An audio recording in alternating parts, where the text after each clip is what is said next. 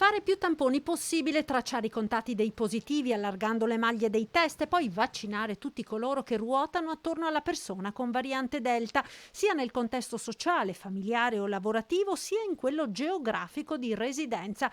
Così il nuovo piano della Regione Veneto per arginare l'avanzata della contagiosissima variante Delta. La circolazione virale in Veneto ora è bassa e questo consente di individuare e tracciare i positivi andando a scovare e circoscrivere la variante.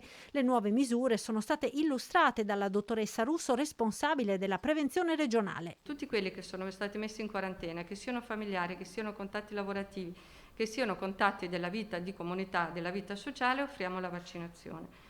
Oltre a questo offriamo la vaccinazione non soltanto ai contatti, diciamo familiari e non, ma anche a tutto l'ambiente che questi hanno frequentato. Questo significa, ad esempio, che verrà offerta la vaccinazione ai colleghi di lavoro della persona positiva alla variante Delta, ma anche ai residenti nello stesso condominio o nello stesso quartiere o distretto in caso di cluster localizzati.